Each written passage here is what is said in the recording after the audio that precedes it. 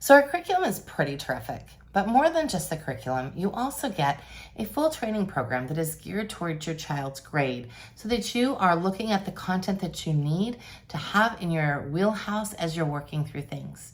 We also include our exclusive Planning for Peace planning program that we run every year, and we help you throughout the year so that you have all of the planning pieces that you need to execute this curriculum properly.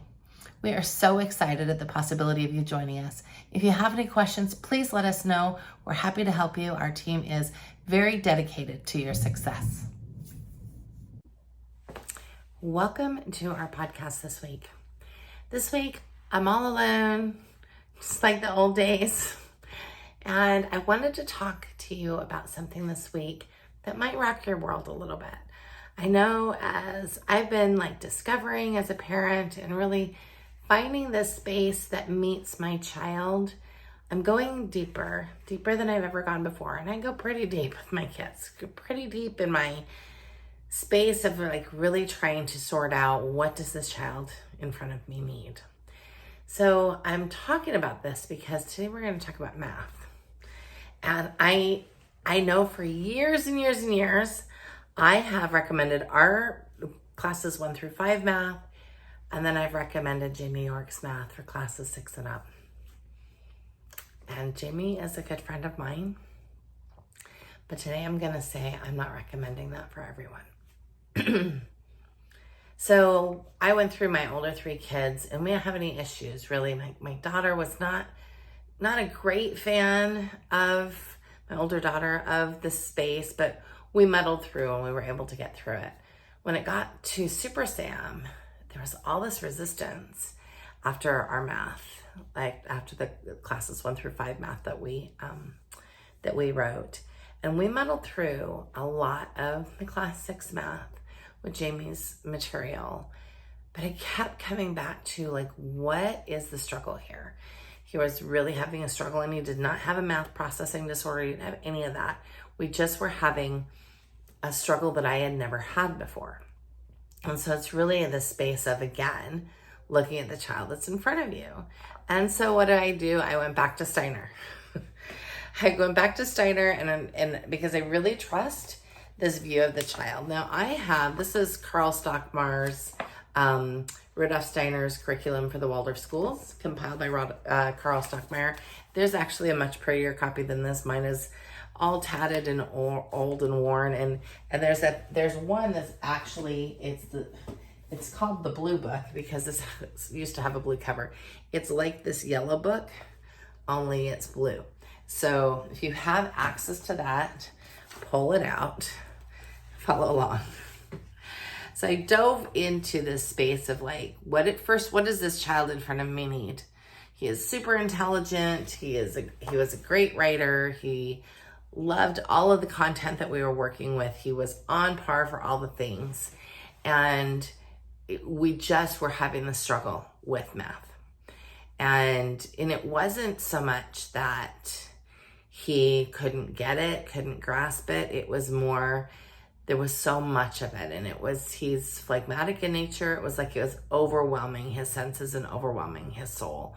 And so it really caused me to step back. It really caused me to step back and say, okay, what makes him different than his siblings? And also, this space that I'm walking in, is it the right space? Is it what Steiner would have done in a Steiner school, even though we're not doing school at home? Is it the right space?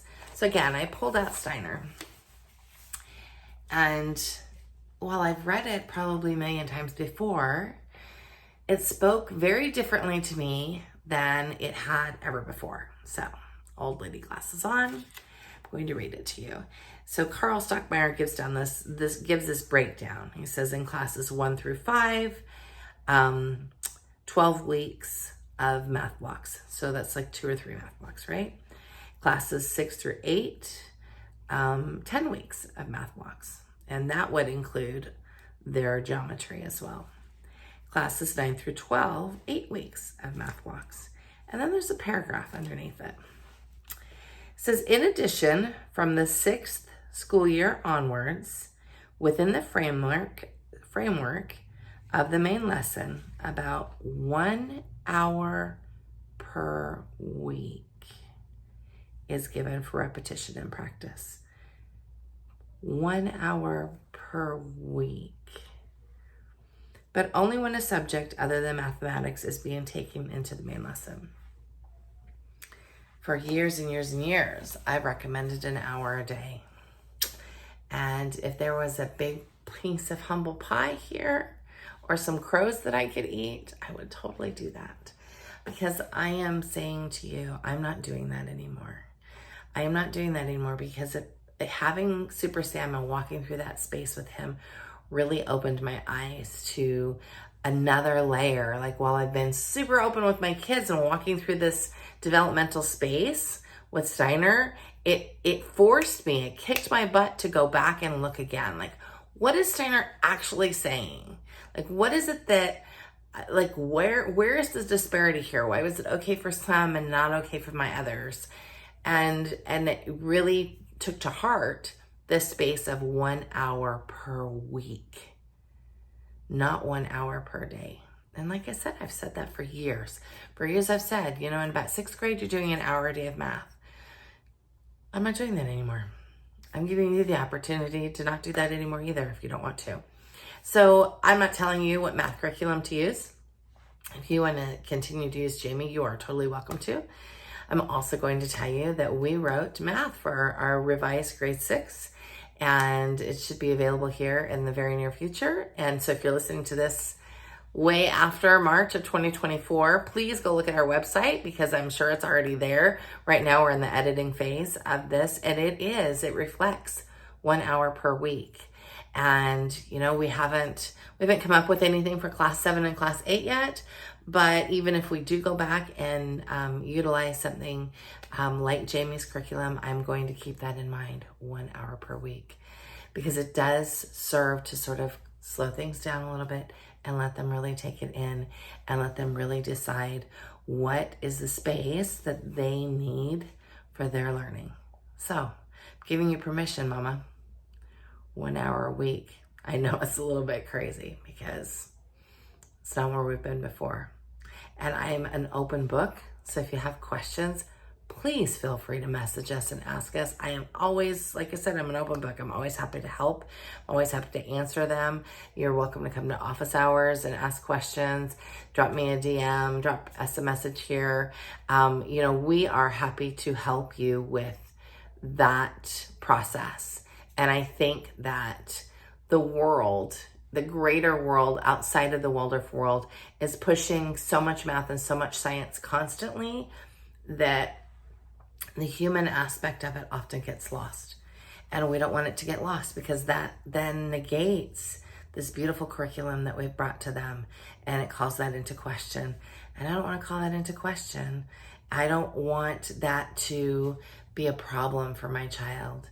And I know it really works on their self-esteem.